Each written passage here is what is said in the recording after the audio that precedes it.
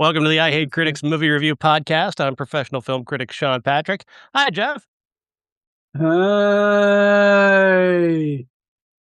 Your enthusiasm is warranted and noted. Find us wherever social media things do stuff. And of course, we're on YouTube. You can find the show there and listen to it as well. Like talking about the news, the Odyssey.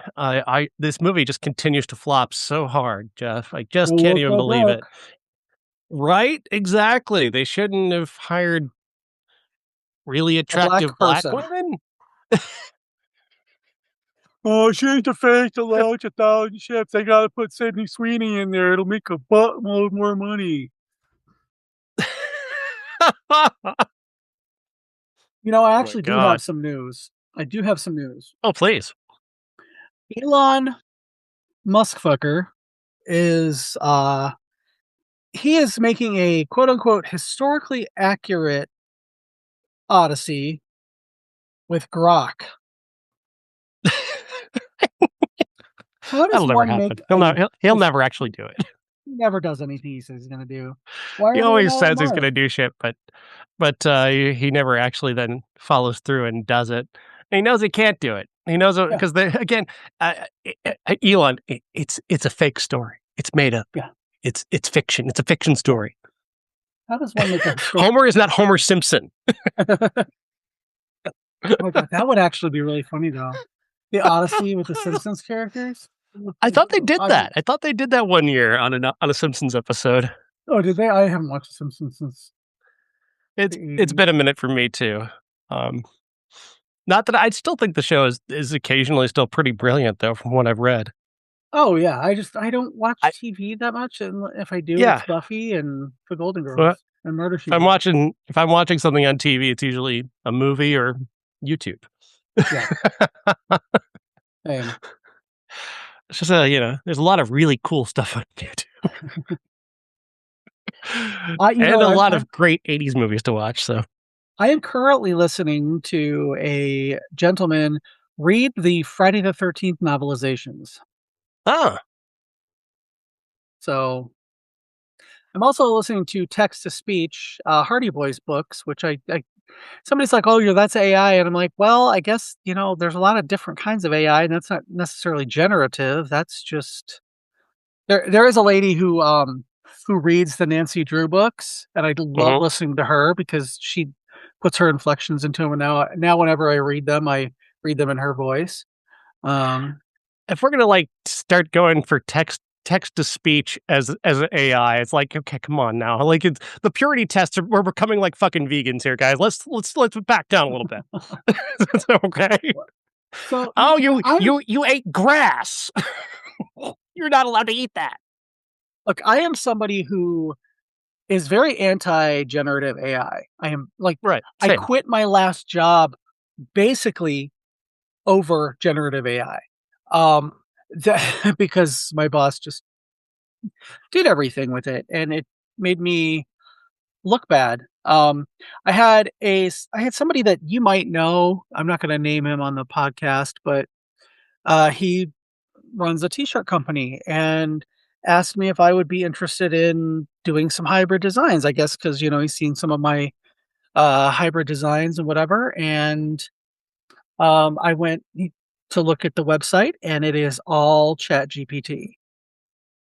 The website is ChatGPT, all the designs that are on there so far. So I asked him straight up, I said, is everything ChatGPT? He goes, well, for now, but we're hoping to do some of the hybrid designs without it.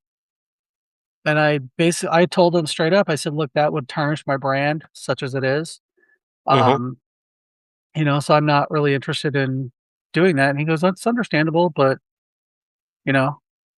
eventually if they get to actual designers doing it and take down all the AI crap, then maybe I will. But it's like generative AI that literally takes food out of people's mouths in so many different ways, not just artists, but regular people who, want to drink clean drinking water and et cetera, et cetera. AI has a place as a tool and nothing more. It's Correct. nothing more than a tool, and to use it to create anything beyond anything that would try to be considered art is just not art. It's not. Yeah. Sorry, nothing you've created with ChatGPT can be called art. That's the rule. That's the new rule. Exactly. I read something today that um, the you can tell something is AI because there is no negative space in the art, and that really hit me because yeah, that's the thing that I hate about generative AI posters and shit is every single piece of the screen has to be taken up by something.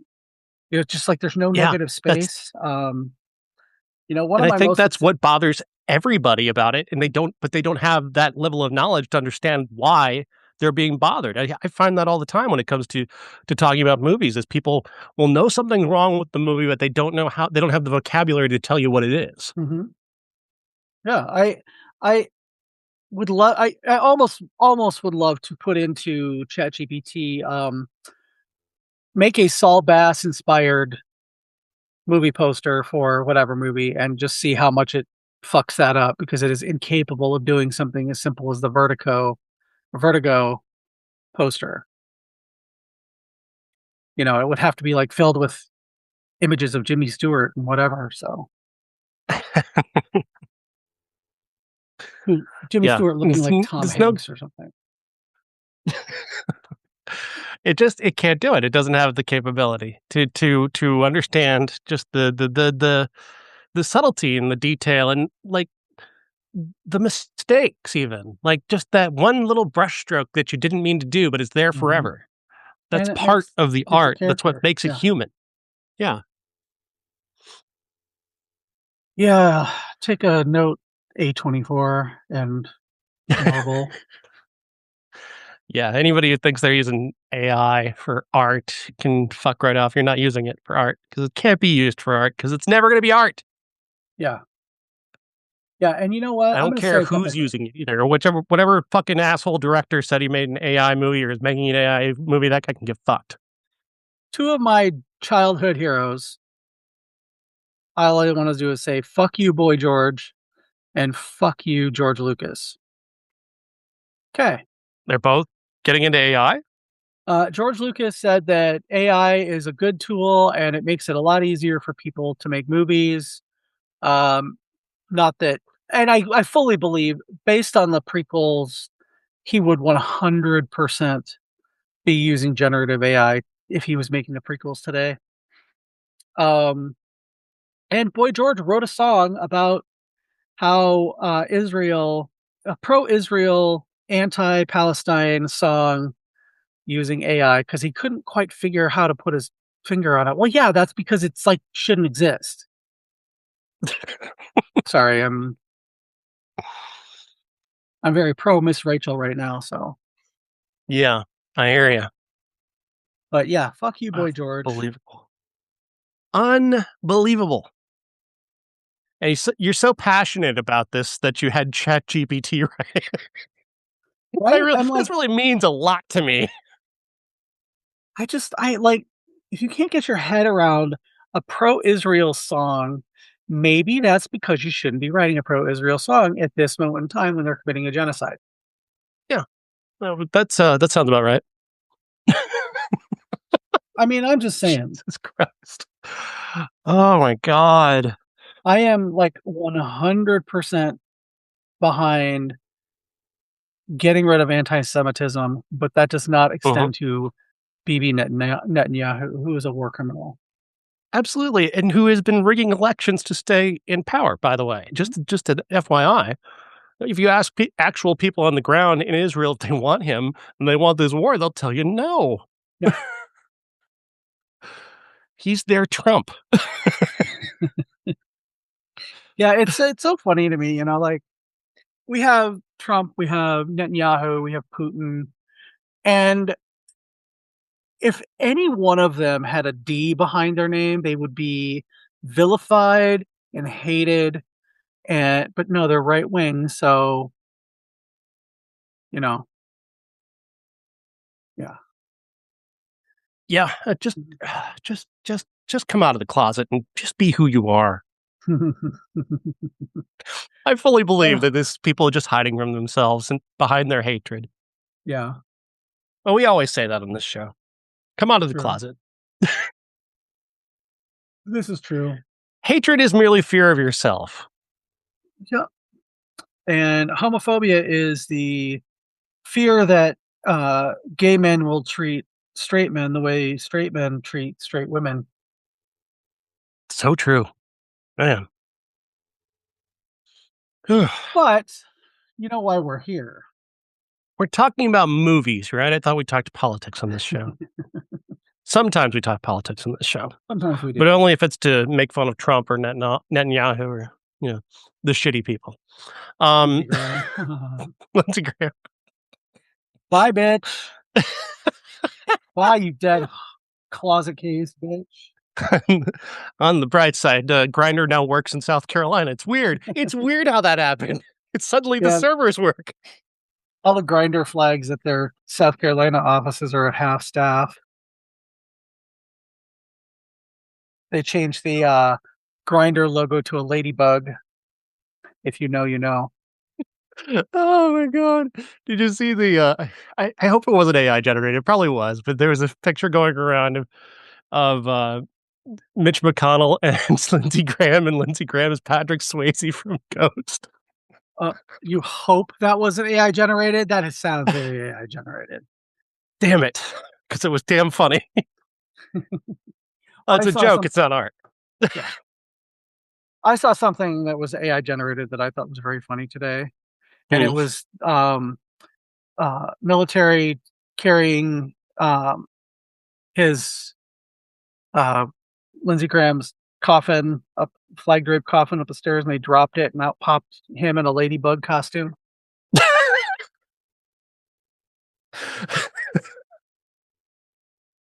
Well, okay, what's the ladybug thing? Oh, you don't know? No, I have no idea. Girl. Okay.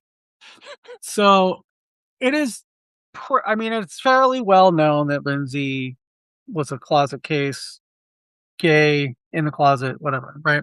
Mhm. And he allegedly hired male escorts when he was in Washington, D.C. Okay. And one of them anonymously said that he went over to Lindsey Graham's apartment in Washington, D.C. and had to, I probably had to sign an NDA or something like that. He was kind of shocked that it was him and went into the bathroom to get ready. And when he came out, Lindsey Graham was on all fours and his taint was covered in moles. It's like his ass was up in the air and he apparently his taint was covered in moles and he looked back and he said, "Oh, don't worry about those. Those are just my ladybugs." What the fuck? What the fuck? So yeah, that's that. Miss Lindsay, Miss Ladybugs, Wow. Ladybugs Graham, all sorts of. Just so many things I did not need to know, and that was right at the top of the list. Never needed to hear that in my life. My sister, when her girls were really young, she called them two little ladybugs and whatever, and it was laughing. So she got her first tattoo was two ladybugs, and the other day she had it's on the top of her foot, and I was like, "Oh, are you gonna get your ladybugs tattoo freshened up for Lindsey Graham's funeral?" I got a death stare. So, Damn it. Oh, god damn it. You're a terrible human being. that's fine. This is what I get for asking this question of the man who created Sexy Jar Jar. Yeah. And Palpaqueen and Into the Garbage Chute Fuckboy and Chewbacca. You name it.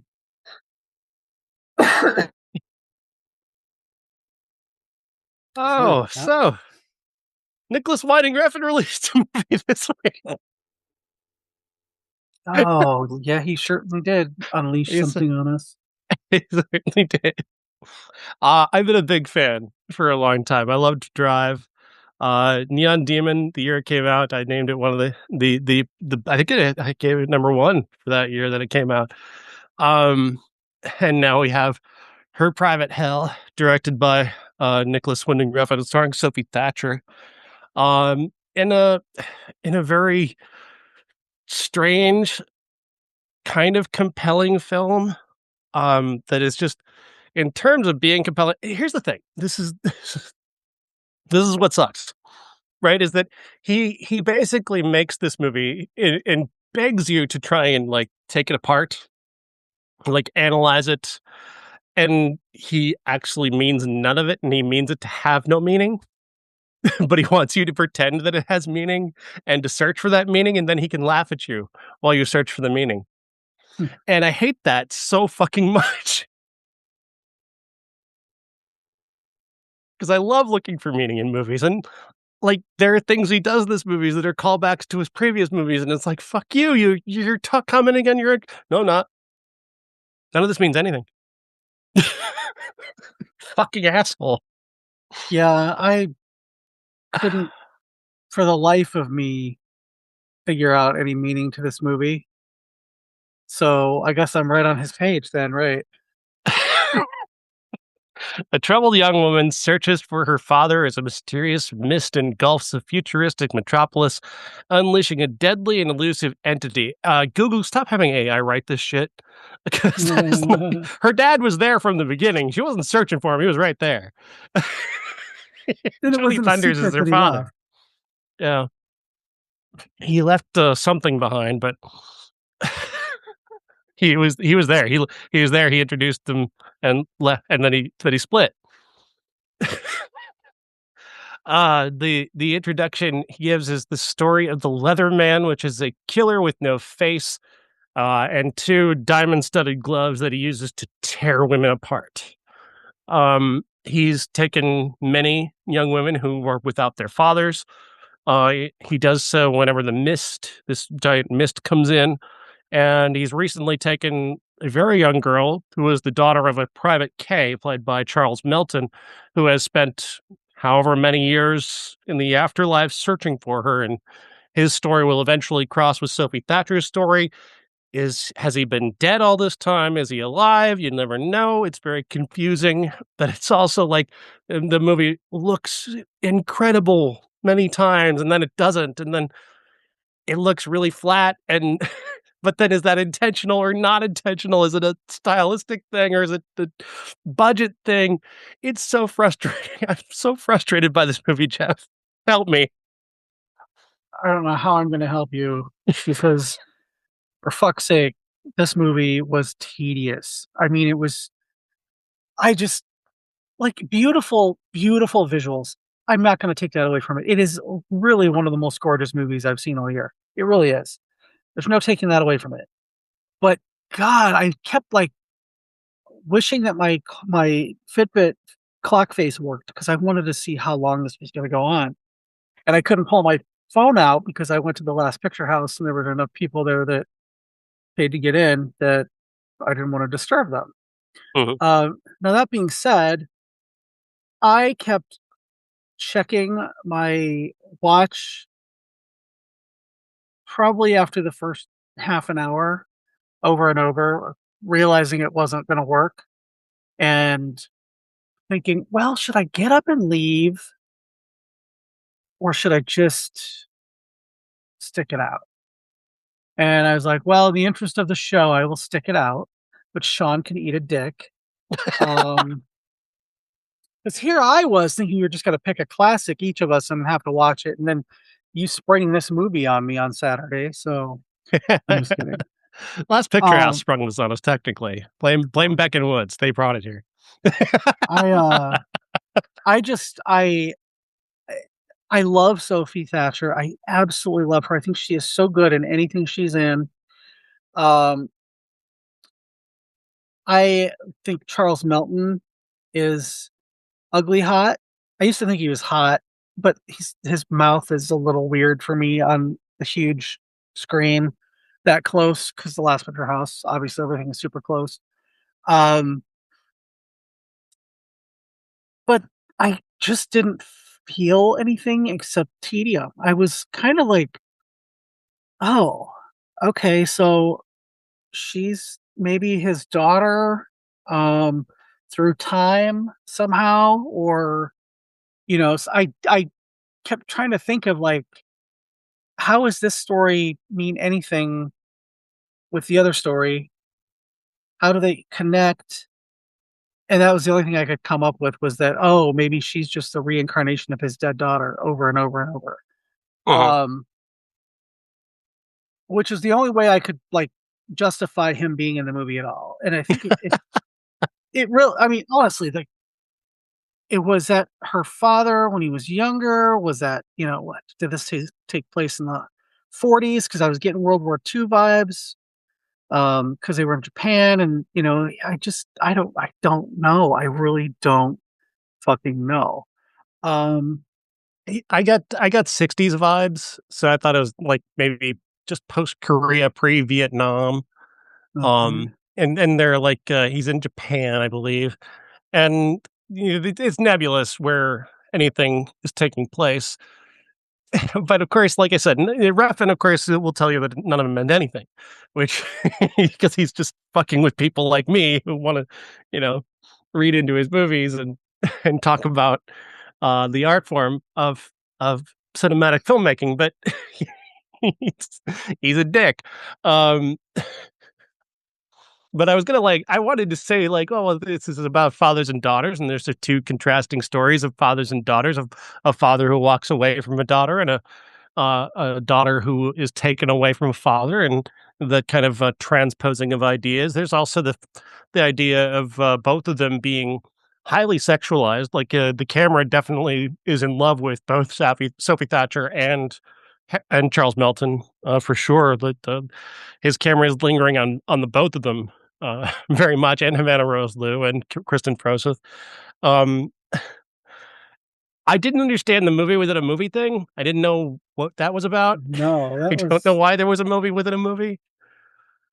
usually Um, okay. When you do movie within a movie, it's not just like one scene. It goes throughout the movie, and it says something about what you're watching in the real world. Like, that's how you do movie within a movie. That's what it's for. mhm. This absolutely did not do that. It's like one scene, and they were just shooting each other, and then I Yeah, ugh, the the movie conceit is that Havana Rose Liu is her former girlfriend or best friend. It's hard to say what their relationship was before they fell out, because Havana Rose married her father. Uh, and Dougray Scott, who I did not recognize at all, no, me neither. did not recognize him at all. I was like, who is that? I know that face. I know who that. Could not tell you who I thought it When was. he was putting on I the makeup, definitely I didn't thought think it it was was Rupert Dougray Scott. Everett. I thought it was Rupert Everett when he was putting on the makeup. Yeah, that's Dougray Scott. Um, and the I'm just trying to like he's married to her former girlfriend or best friend, and he wants them to be friends again, so they can all be a family again, and he wants them to act in a movie together. So because he thinks that'll bring them together, but obviously it's not going to work. The bitterness is just too deep, apparently, allegedly, if there's a story at all. Because again, Nicholas Winding Refn's an asshole who says none of this means anything. Yeah.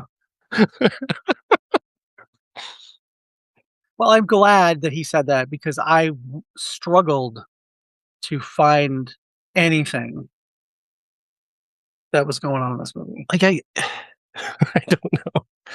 Other than like he's got a lustful eye for everyone, for everyone. Yeah, he He's wants to fuck voraciously everybody. sexualizing everyone in front of him. He wants to fuck everyone. Apparently, Dougray Scott gets it. Diego Calva gets it.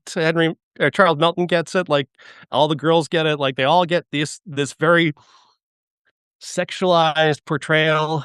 Um, the camera loves everyone and wants to fuck everyone, which I understand. Great. That's kind of been a thing. throughout his career as well. Oh, definitely. He also has a thing for hands. Hands are a big thing with him because in this movie, the Leatherman's hands get cut off. It's done for. It dies. Goes away. It's defeated. That's how you defeat it. And that's the same thing that the character Ryan Gosling played in Only God Forgives has happened. He's a boxer who gets his hands cut off at the end. So, but again, nothing means anything. So I guess we're not supposed to read into the fact that he's done that before. Yeah, okay, so we're also gonna talk about our classic being Neon Demon, and I've never watched that movie until last night, and I really felt like watching Her Private Hell, there was a couple scenes and sequences that seemed like they were directly lifted from Neon Demon. Uh-huh. In particular, the part when she's kind of running away from everybody seems like that sequence was kind of here too. Yeah. Um, and just the shots and everything in it. Because watching one right after the other really kind of drove that home to me, and I felt like it was done much better in Neon Demon. Oh yeah. No, Because it no felt doubt like about it. yeah, it totally felt like there was a story there, whereas it's mood. It's 100% mood. You could write a story for this with a few like reshoots or some good editing and some voiceover. This could be decent. It is not decent though. Uh-huh. It is boring and laborious, and it's just it was so tedious. That's like and in the you've seen Steel Magnolias, obviously. One of my favorite lines that I use all the time from Yeah. that movie is, uh, "An ounce of pretense is worth a pound of manure," and trust me, this is 2 pounds of manure because there's so much pretense in this movie that it's not even, like, funny. Sometimes you get It's that they're like, "Oh, they're playing a joke," but it doesn't seem like a joke. This feels like, "I'm fucking with everybody, but I don't think it's funny." I don't think it's that kind of joke. It's kind of a prank. yeah, So it's a troll job. Basically, it's kind of how I've been hearing it framed is that he's kind of trolling people like me who, wanted to buy into him as an artist. Sorry, I thought you were an artist, sir. I apologize. Fucking asshole. Sorry, I loved your Neon Demon movie. I apologize. Shit. I don't know. I thought you were a filmmaker who meant something. I don't know. There's so many cool things about this movie though, Jeff. I gotta say, like there are times when the shots are just so gorgeous. Like some of the cinematography is great. The soundtrack is superb. Like Mhm. that is a fantastic soundtrack. Um, Yeah. Also kind of a trollish soundtrack as well because it's being a little melodramatic almost to the point of being there are elements of like soap opera that are happening some of the flatter shots early on look kind of cheap but that's kind of the point is that they're supposed Mhm. to because that gives you the contrast to the more artistic shots that he's going to do later. Whereas, there are scenes that kind of look like the Neon Demon, but you could tell the Neon Demon is cinema. That is pure Yeah. filmmaking going on, and you could see the lushness of the camera type that he's using, the film type that he's using is very different. Whereas here it seems a little bit cheaper, a little bit flatter, like more of a digital style. It comes off Yeah. a little bit more flat, It was giving me especially when Star it's Wars early. prequels. Yeah, a little bit of a green screenish kind of, yeah. That's what do they call it? The warehouse style of filmmaking. Just a empty green room that you paint something into. Yeah. So there's elements of that, but some of it's intentional, and some of it is used or would seemingly, if this meant anything, those shots early on would be used to contrast the more artful shots that he uses later. but nothing means anything, and I need to go fuck myself. Yeah, this I don't know what we did. What did fans of Nicholas Winding Refn do to deserve this? you know what I think it is? I honestly think he started making one movie and he got bored with it. So he's like, let's make a different one. And then got bored with that one. He's like, I wonder how I can just smash these two to fuck together and make everybody confused. Cause that's what it seems like. It seems like two separate movies that don't have anything to do with one another, but he just interspersed each other in. I don't know. Right, but I can't. I don't. But I definitely can see where if he were trying to say something, there's something to the father who goes away and the father who is searching. Like those two things do contrast each other, and that's why those two stories exist and then coincide at the end. It's her Yeah. seeing what a real father should be like, and why her father's such an asshole because he's absent. Yeah, that's But why I again, thought this nothing her means father. anything, so I need to stop. I need to stop reading into it because Nicholas will just tell me, "I didn't. That's not what I meant." Well, what did you mean? Nothing. It means nothing. I spent $3 million of someone else's money to make this thing that means nothing, just so I can shove it up your ass for liking my movies. What? Why? Because they wouldn't let me make a movie for 10 years. Well, why is that my fault? I don't know. Yeah. I will definitely not be going to see his next one in the theater because I don't trust him after this. How can you? I don't understand. I want to. I would like it's one of those things where it's like somebody is like a cool person told a joke and only he gets it and you're trying like you think he's cool so you're trying to go along with the joke but you don't Mhm. understand it. That's where I am. That's why I am on this. I'm trying to process my desperate attempt to be cool, which makes me even less cool somehow. Yeah, Yeah, I went to get a refill on my way it's a out of hard thing. I went to get a refill on my way out of the theater last night, and ended up seeing one of Mhm. my friends who was there for trivia, and he goes, "Oh, what are you doing? You're not doing trivia?" I said, "No, I was seeing a movie." He goes, "Oh, what'd you see?" And I said, "Heard Private Hell." And he goes, "How was it?" I said, "Well, it kind of turned into my public hell." And he goes, "Oh." He goes, "We were gonna go see it." I'm like, don't bother. Honestly, just don't bother. So rent it if you must, Yeah, but make I sure you've kind got of some other busy work to do.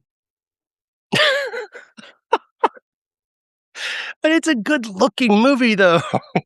It's gorgeous. It is gorgeous. Like it again, it is beautifully shot. There is the visuals in it are stunning. The way they walk through the mist and you know, like Charles Melton in that leather coat, and he's just watching everything go on for no reason whatsoever. Yeah. Um, he's a beautiful, beautiful man. Sophie Thatcher is a beautiful woman, although he tries to make her as ugly as possible throughout the last half of this movie. Um, I it's just like the Charles visual of Melton's the character was trapped between life and death until he could get his daughter back. He was searching for her, so that's what led him to that to he was with the mist essentially as a sort of non-corporeal being, but he was trying to physically break into her world to try and save that friend of hers who died, but he couldn't because he's not physically capable of bursting through that wall between life and death because he was already not dead but not alive. Sure, Sean. That's not what Nicholas Because the Winding movie Refn was says. well, he says it means nothing, but I know what the story told me. The story told me very clearly that he was in Yeah. the afterlife searching for his daughter and he could not rest until he found her because he's a good father. Whereas her father is a piece of shit who just wanders off and leaves her to potentially die. I mean, here's a man, this man basically says that when this mist that is going to bring this man who literally goes after people whose fathers are missing or are not around, who literally goes after women whose fathers are not around, and he goes and he leaves. Yeah. It's like a giant fucking, like, that's the biggest asshole thing you could possibly do in this moment. So I understand, like, there's a juxtaposition there, there's an idea there, and then he just tells me it doesn't mean anything, and I'm just left there, but I can see something. I can see that.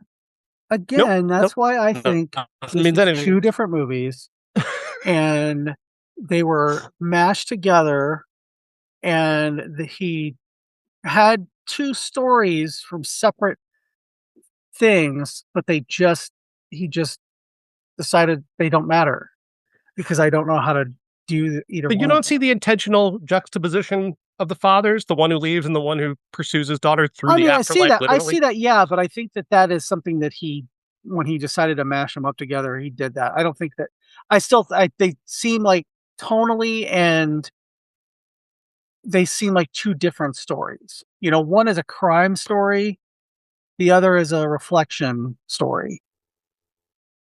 So, I But don't know. nothing means anything. True. I oh my god. It's I admire so much of it is the problem, like, I do, I really do, like, in terms of just the visuals and the music and the acting. Sophie Thatcher's incredible, Charles Melton does a great job. I was really fascinated where he was going and what he was doing, and I oh god, it sucks so much to just to I don't and again, maybe this is made up. I don't know. I'm it's secondhand information that he's saying this stuff, but that is literally what's been going around is that he said nothing means anything. Stop reading into it. Just experience the movie. Mm. No, thank you.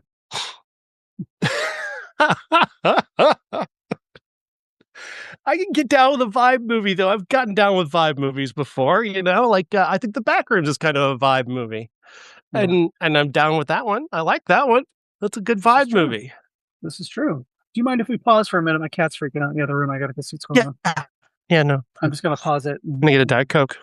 Okay. Are you here? Yes, I'm here. Okay, sorry. He was caught. I moved a cat tree into my bedroom and he was caught in it. No. I heard him going, meow. And I used that as an excuse to go to the bathroom and get my meds. So, all right, Yeah, we're that's ready. understandable. You can jump back in and you can cut that Yeah, thing out, right? Okay. right. But I think that, like I said, there are parts of this movie that the Neon Demon did better earlier. Mhm.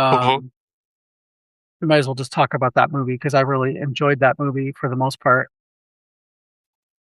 That's good. But first I wanna ask you a quick question, though, about one more time about Her Private Hell, because I gotta get your take on this. What did you think of the layers of gay subtext throughout? Or did you think there was any? Or did you what was it too muddled? Well, so I actually did pick up on a lot of that. If we hadn't talked about cruising several times on the show, I would have suggested that as a um, classic because it's got a lot of Leatherman and um, the sunglasses and the leather outfits and all that stuff.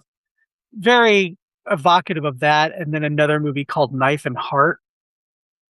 I don't know if you've ever seen that movie. No.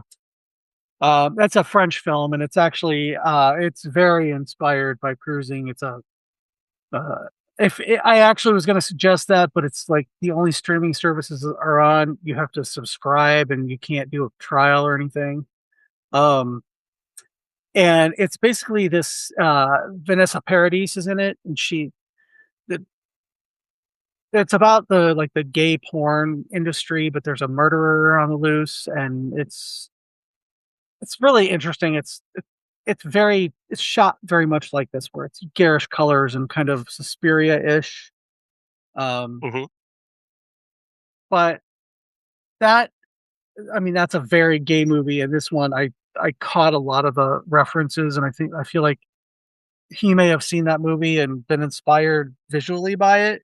Um, Mhm. so yeah, I caught that a lot, and the fact that they say they're best friends, but they fucked. Um, Right. I kind of got that vibe. Yeah. Otherwise, I don't think she'd be so upset that she was her stepmother. Yeah. So Fair. Um, then the same question then goes to Neon Demon because I was watching it this afternoon, and I've got to say, like, I'm concerned about something that, like, did I overlook like an element of homophobia to this in the way that specifically Jena Malone's character is portrayed as very, very predatory. yeah, she definitely is. Um, I mean, she rapes a corpse for God's sake. Yeah, that happens. Yeah, I feel like there's you get the sense in in Neon Demon that Desmond Harrington's character is the predator, but in reality, it's Jena Malone. She's the actual predator, and I feel like that's because she's a lesbian. You know, Mm, mhm, they could have made her a predator, but not sexual predator. mhm. Um, she could have just been, she could have wanted to eat Elle Fanning the whole time, and could have been something like that, as opposed to she wants to fuck her, and if she can't do that, then she'll eat her. So yeah, I can see the homophobia accusations in there for sure. Mm. Otherwise, this movie is like just it's so beautiful. Like some of the compositions, his compositions are just incredible. You know, like they were in Her Private Hell, they are in Drive, and they are in the Neon Demon. Just some of the scenes that he puts together. The first time you see Elle Fanning on screen is this absolutely gorgeous setup where she's dressed up as she's essentially a corpse, a woman who's had her throat cut, and uh, it's so striking and so beautiful. And as the camera pulls back further, and you're getting those pops of light from the photographer, it's I that scene just is so striking, and the whole movie has these moments that are just so gorgeously shot that I think I do wonder how many other things I was willingly overlooking Yeah. just because I thought it was so beautiful. Well, and I having never seen it before, I as I was watching it, I was like, "Oh, is this one of those movies where it's the end as the beginning?" And these are I know she was a model. I knew enough about it. I knew she was a model. Or is this a crime scene photographer? Mm. It could have gone either way. So I was surprised to see like they say his photographs aren't very good. I thought that photograph was gorgeous. That's what he was photographing. It was beautiful. yeah, I feel like that's just like came across as professional jealousy. Hmm. Like Oh, okay. Yeah, that's a good point. Yeah. I'm going to get you in with somebody who's really good because I'm just trying to get you, as opposed to it's actually bad. So Yeah, it is a situation where Elle Fanning is essentially just this piece of meat, and she's just wandering through the woods and through in front of wolves just everywhere. mhm. Like you can watch like the photographer guy from the beginning. I can't remember his name. Is it Carl Glisman? Is that him? Yeah. He like he tries so hard to be a good guy, and he seems like a good guy, but at the same time, when she tells him he's 16, he still tries to go for it. Yeah. Like it's because nobody can be good by any stretch. And you know, she's not she's naive and stupid in many ways for being 16 and putting herself in this situation many times, and just continuing to believe her own hype, especially near the end. She didn't deserve what happened to her, but you can definitely understand people not liking her as well. Um, that's what I find so striking about the story is just the level to which that everyone's terrible. She's just Yeah. slightly less terrible because she's a child. Yeah. I feel like she's just coming into her terribleness as she gets a little older.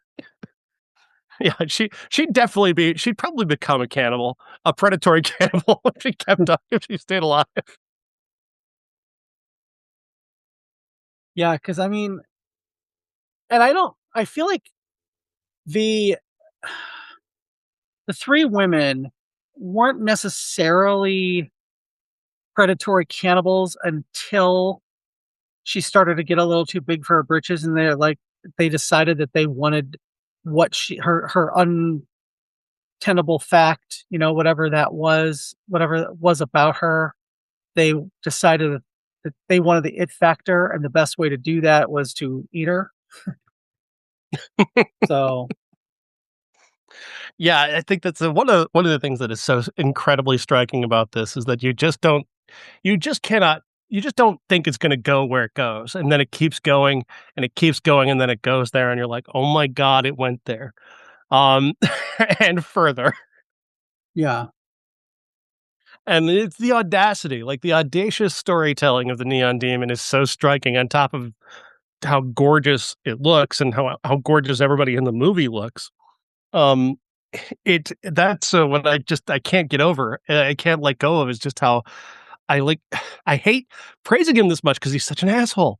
Uh, but Well, this is I think Neon Demon is the main reason why I want to try and put Private Hell just try and talk myself into liking it, which I can't do, but I try so hard. yeah, I one of the things that about that I I had a point and I lost it, but I'm gonna try to figure it out again. But um, I feel like this was where he came up with the idea or the her private hell. Mhm.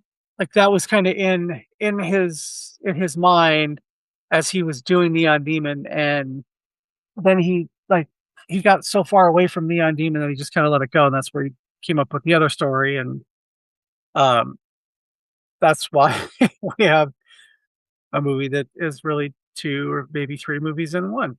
Um, no, I feel like with the specific characters in the Neon Demon and where they all end up, I feel like that is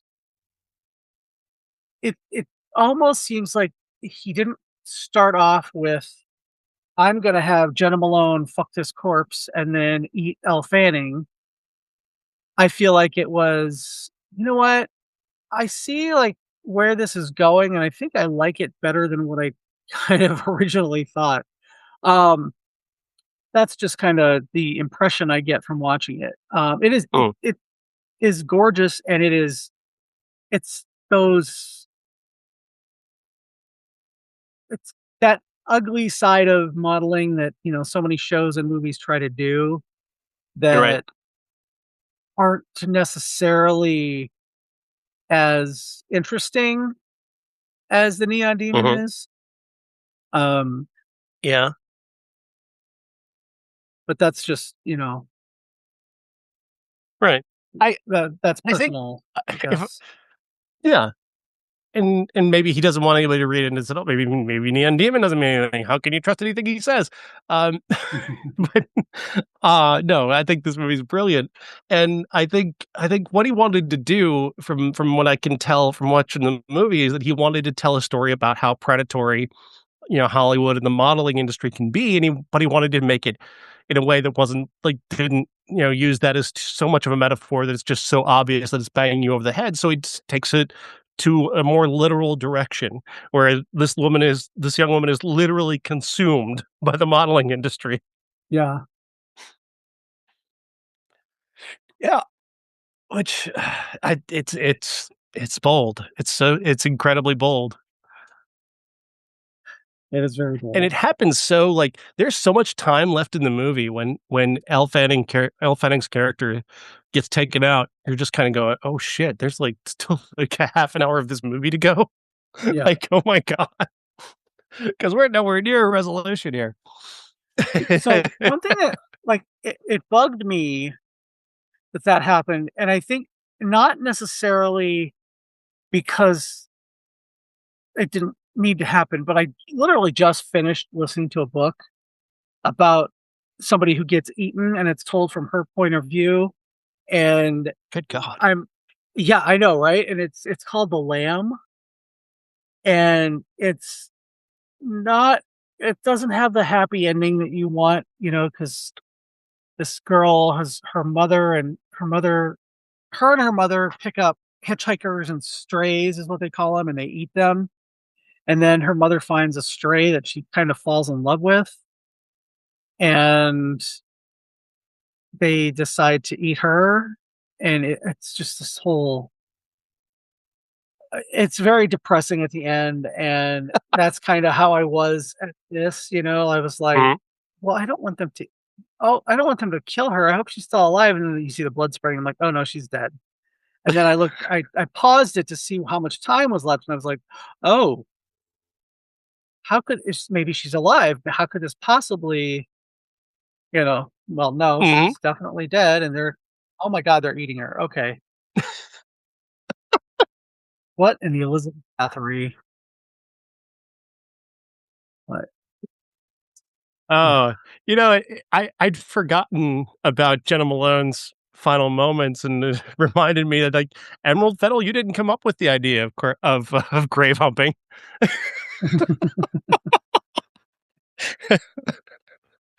Uh, yeah, Yeah, she certainly didn't. Jena Malone laying in a corpse on top of what's left of Elle Fanning. Wow. Just wow. Yeah, I mean, so disturbing. but brilliant though, right? It's fucking brilliant. Like, I mean, there's nothing about that movie that I don't think is just amazing. Um, do I wish that they hadn't eaten her? Yes, I do wish that they hadn't eaten her. However, when you see the rest of the story, when the one girl barfs up the eyeball and kills herself by accident, um, I part of me was hoping that would turn in like like more of a Lynchian thing where like Elle Fanning climbs out of her chest or yeah, something, that's kind of what I was hoping for reborn. too. Or yeah, she gives birth to her maybe, like, and she's Yeah, even more, and then she just gets up and kills the other girl, just tears her head off. that would have been a more satisfying ending.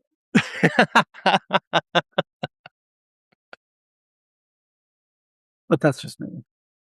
Yeah. Another thing that's again not something that I find is wrong with the movie, but there's this big part of me that wanted to see how Desmond Harrington's character would have reacted, because he seems like he's one of those people that has this very, like, he's an asshole. He's an asshole Yeah. artist who doesn't have like a normal human moment at any time. He cannot be a human being because he is artist man, constantly focused on his art. I wanted so badly to see him freak out over the blood in the eye, just to give him a Yeah. moment of humanity. Which that's a guy. Desmond Harrington, by the way, is a man who's really kind of drawn to these stories because he starred in a movie a few years ago that is just as weird, about Love a girl in a Object? box. Yeah, yeah. Yeah, whenever somebody says, Lars and the Real Girl, I'm like, "Oh, have you ever seen the original sex doll movie called God Love damn it, Object? You should watch it." you bastard! Love Mars and the Real Girl is a wonderful movie. But tell This me is- that they're not, like, 2 sides of the same coin.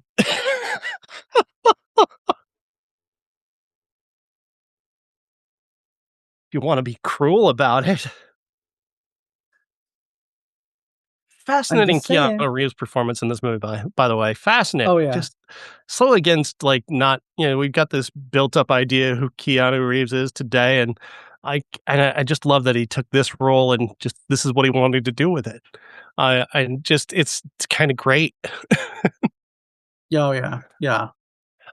I could have When used more he's Christina Hendricks. Oh, She's and just gorgeous, but I if did she not had enough been of her in the like, movie. if she had kinda been behind it all, you know what I mean? Like, Yeah. if she had kinda been, like, pulling the strings from behind the scenes or something because, she's like, "I'm gonna get you good photographers." And if maybe if Elle Fanning had just like decided she wanted to go with the one guy and Christina Hendricks didn't want her to, and then she starts pulling strings behind the scenes and whatever, and then that ends to where she's at. So I don't know. Just would have been. We could have gotten I more love of this her. I movie. like Christina Hendricks a lot. Yeah, she's awesome. She's totally awesome, and yeah, they should. The fact that she's not a bigger star than she is ridiculous. She is actually. So we talked about how much we hated the Strangers remakes, and I told you that it Mhm, made me really kind of miss the Strangers Pray at Night, and how that took a big swing from the original. She is in mhm. large part uh um a part of that. She was in that and she kind of just went for it. So All right, we've got one more classic to talk about, and mm. it's another severely disturbing but brilliant movie. I love this movie. It's called Titane, directed by Julie Ducournay. And Jeff, tell me what it is. What made you want to watch Titane? I wanted to watch it since it came out, and I just never. I started it one time, but it I tend to start movies late and then um fall asleep, even if they're good. Like the Hmm. sleep test that used to be a thing about on the podcast. I have that too, but it's not out of like boredom. It's I start a movie at 11 o'clock and I have to be up for work at 3. So, um, Hmm. I just um, yeah, I thought the premise was interesting. Um, I thought the visuals from what I from everything I'd seen kind of kind of went with the last two that we just talked about. Um, Hmm. but it's much more raw and like sort of real world based compared to the other two. Um, but it's body horror like the other two definitely have some elements of that, and I Hmm. I I just wanted to see it, and this felt like the perfect excuse to bring it in for a classic. And boy, oh It's boy, an incredible film. This movie is yeah, it's a lot. A woman who is a child, she was in a very severe car accident. She had her skull cracked, and the scar remains, but she's still so gorgeous that she still becomes a model. And she's working at a car show. She's being kind of creeped on by a number of different guys. She ends up seemingly having sex with the car, maybe, possibly. It could oh, be a dream definitely having sex with sequence, a could car, be just in your head. Right, but definitely. mostly this is about trying to reveal the audience as opposed to reveal exactly things that happened or didn't happen. She's not a reliable narrator, this character. The story, not that she's narrating, but like she's the star of the thing and she's not reliable in terms of her mental health.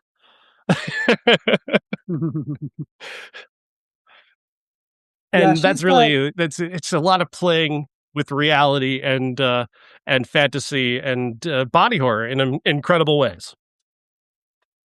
There's yeah the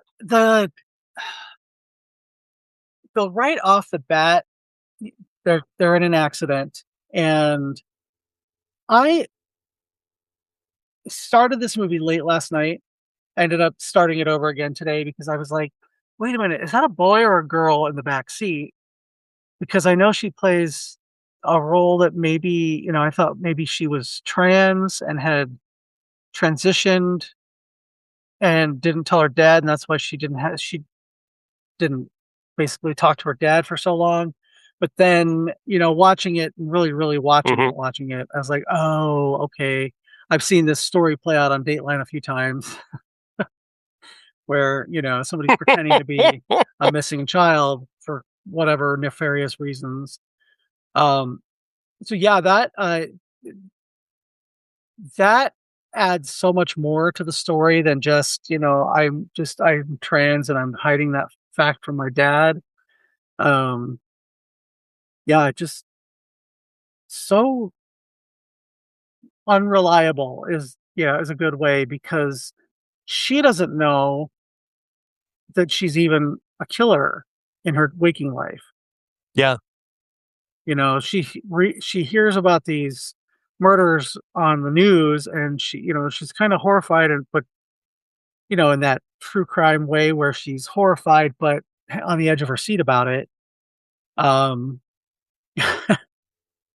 so yeah, I the the violence is so brutal and in your face that Mhm. I couldn't really understand how she could be in such denial, but she is severely fucked up in the head. Yeah. So Yeah, no doubt about that. It's goddamn brilliant, though. I mean, Agatha Rousselle, plays Alexia/Adrian. She's and, the the scene in the car is just this incredible, like, act of editing and cinematography. It's so wildly off-putting, and also you can't take your eyes off of it because it is mhm. so intriguing. So you're trying to figure out what's real and what isn't, and she doesn't know what's real and what isn't, and that, reflects her idea for going on the run, pretending to be a boy, even and, taking the identity of a missing child. It's playing with reality in so many different ways in both her real life and in this bizarre world she's built in her head, where she's pregnant from sex with a car. Well, at first I was like, "Oh, she's getting railed in a car by somebody that's off Yeah. screen." Then I was like, no, she's getting railed by the car. Okay, sure." And then she fucks a Welcome to My cheats Stranger Dixon. I haven't actually seen that episode. She cheats on the car with a fire engine later. Oh, Words that you never thought you'd say on the show. right? Yeah. Thank you, Just Julia Ducournay, for that experience. I mean that because I love this movie. Oh, yeah, it's one of the most Have you interesting seen movies have you seen Raw, by the way? I've not watched Raw yet, but now that I've seen this, I'm Okay, definitely gonna well, watch Raw. if you like the Neon Demon, you're gonna love Raw. I have a feeling.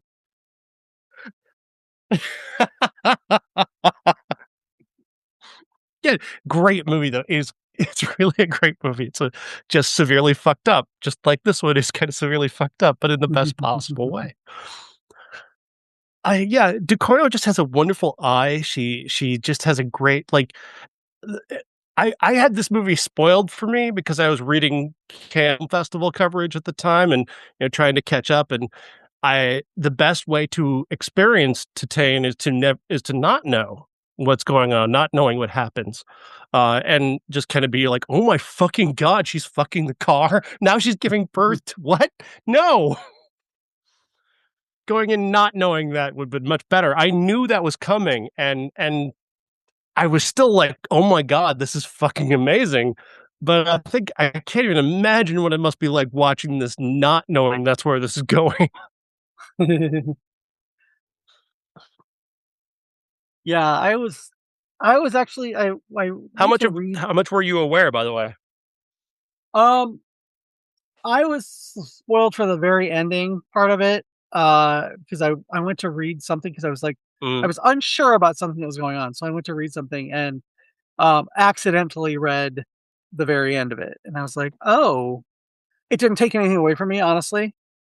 It really did not, because it's something you have to experience. Um, mhm. but yeah, that she actually gave birth, um, to a hybrid baby was fucking horrifying and gratifying at the same time in equal measures. So Uh-huh. yeah. And I really, really thought she was Yeah. gonna fuck the dad.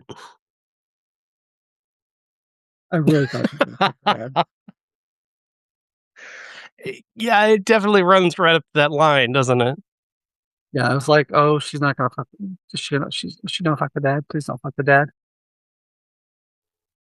Yeah, Mm-hmm. it's just it's interesting, and that's like not good or bad. In like when I say that, I mean it was just interesting to watch it all play out the way that it did because you don't really. It's not a movie that you really go into with any preconceived notions if you're lucky.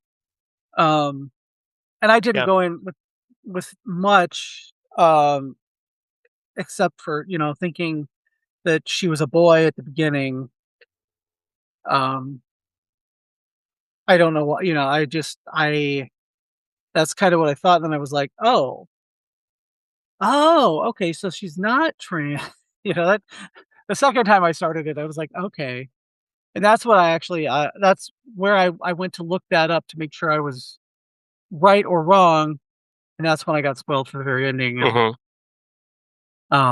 but jeez, this movie was like,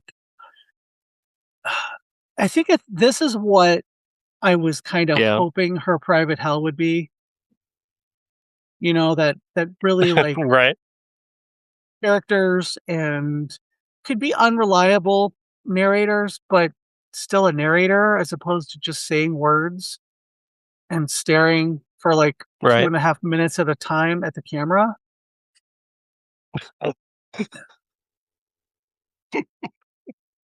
I mean, I'm not No, trying to the be a characters in dick about Titane it, but are fascinating. Like, and especially the Alexia Adrian Agathe Rouselle is just she's so eye catching. Just you really can't take your eyes off of her while she's acting, while she's just giving you these unbelievable like turns of this story. She's so believable and so committed to that performance. It's incredible to watch. and when she was killing everybody in the house in that one scene, and she goes up to the guy and she gives him a big hug right before she kills him, you kind of Mm, get the impression that she doesn't necessarily want to be a killer. She just is, and she doesn't know why or yeah, how or so. Yeah, head injuries. Like every serial killer has one. mhm, just about. Seemingly, that tends to be the origin story for serial killers. Is a severe head injury. There's a lot of them. Maybe that's what explains Nicholas Winding Refn is he has a serious head injury. Is he a serial killer? Maybe. I don't. Maybe who knows? I just want to go back to Nia to her private health for a moment because I think you'll appreciate this. While we took a break a minute ago, for you to check on your cat, because now we can't edit that out. Yes, we can. I was checking out some reviews, and this one in LA Weekly I think you're gonna enjoy because the headline is Nicholas Winding Refn's Her Private Hell lands viewers in cinema purgatory. Written from this guy Michael Atkinson writing for your heart, Jeff. He says, as heinously ludicrous as any movie spawned this decade by a filmmaker whose name you might recognize, Nicholas Winding Refn's first film since 2016, Her Private Hell, is at least honestly honestly titled. I mean, yeah, agreed. God damn. Oh And my the thing god, is I like that's movies that are hmm, just visually stunning. I can right. find, I can like stuff like that, but this one was it was like a nothing burger. It just didn't there was no soul behind it, at least. You kind of felt like he was just Mhm. punking the audience. So Yeah, it's like, oh, you guys want me to make Neon Demon again, huh? You want me? I'll make Neon Demon again. yeah. I'm not going to do anything with it, but I'm going to make it again. Hmm. I'm gonna That's make what it, you get but for not letting me make a lesser, movie for a decade. right? I'm gonna make it, but lesser. Yeah, just not enjoyable. Not even bad enjoyable. You know what I No, mean? because yeah, I hear you, and I don't disagree. Because there's that part of me that just wants to be liked by most women. So I don't know. I don't know why. I Yeah, don't it's so either, frustrating. because yeah, I don't know either. Because I love Neon Demon and Drive. They're both really, really great movies. I thought after Neon Demon, like he was up there like with my big group of directors, like with Ari Aster and with like everybody. Like he was there. And then they couldn't, I guess I don't think Neon Demon did well. I don't think it made much money. It flopped. Yeah. It was a $7.5 million budget, and it made 3.6 million. So it flopped, and he I guess he was doing a lot of TV stuff after that. In Mm. the past 10 years, he's done some TV projects, but hasn't been able to get a movie off the ground since then. And I think he's just kind of bitter now. Yeah, I don't I feel like that's when you come back with something that's really, really good instead of, "I'll show you, Mm-hmm. kids," you know? So, Mm-hmm. but here we are with whatever that was.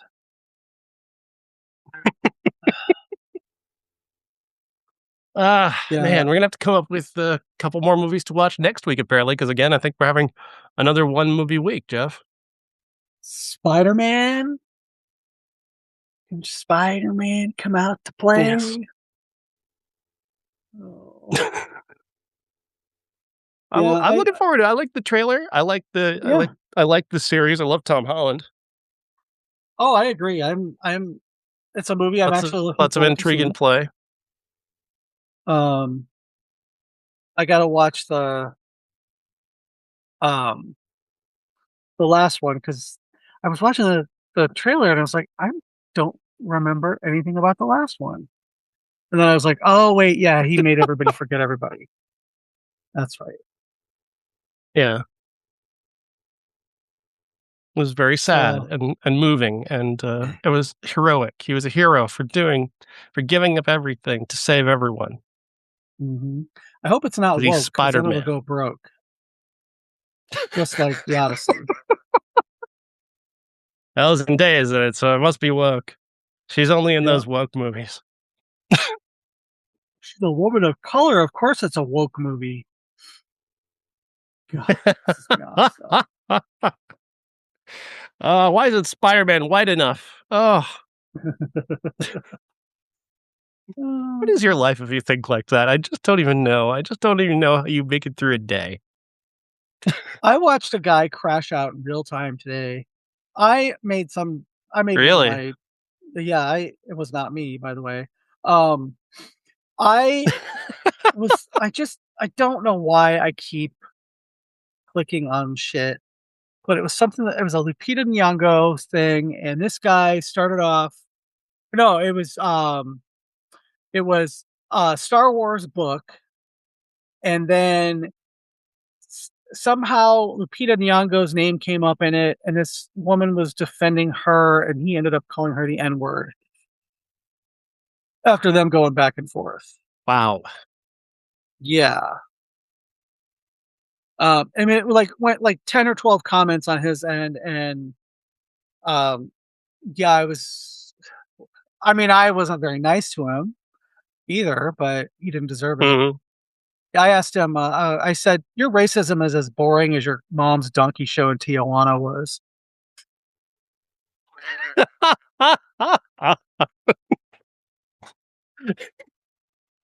Can you I know, imagine you go all the way to Tijuana and you watch a disappointing donkey show? You made that whole trip to see this thing you've never seen before that you don't think exists, and it's boring? it's this guy's mom.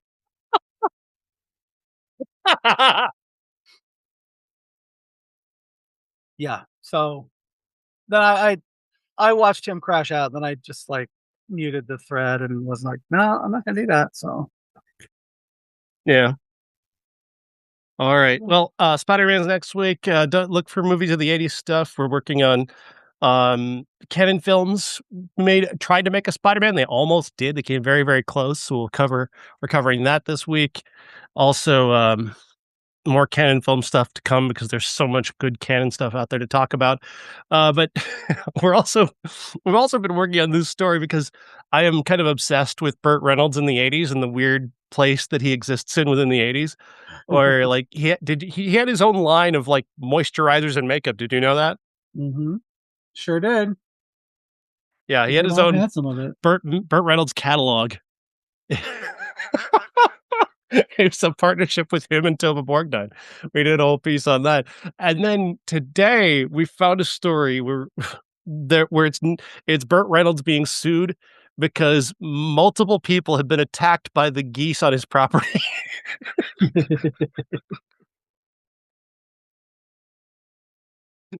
Not just one person, multiple people. The same goose. His personal private goose. You can't. I Wow. just love the '80s so much for stuff like this. It's just so great. Yeah, I mean, the 80s sucked in a lot of ways. AIDS, Ronald In a lot of Reagan. ways.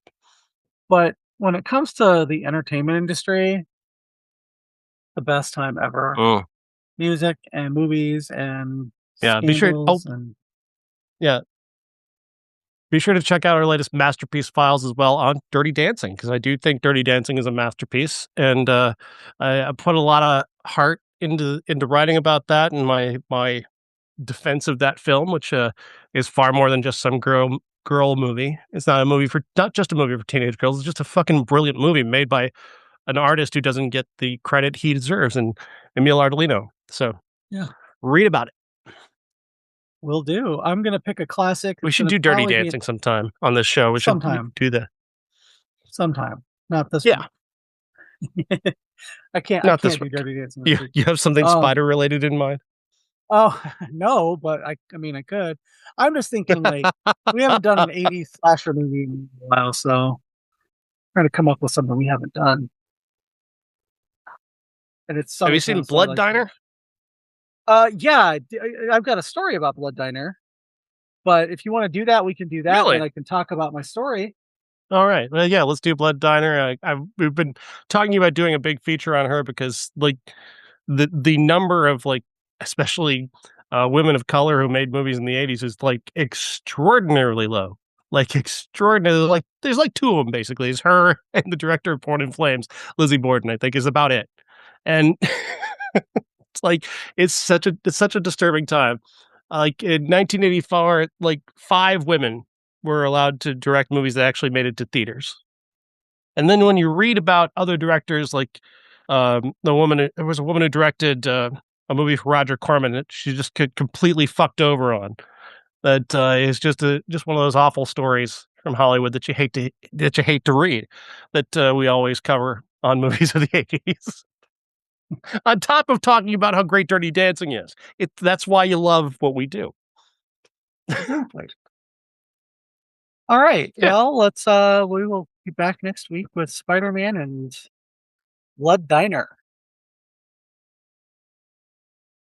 Have a good night. Thanks.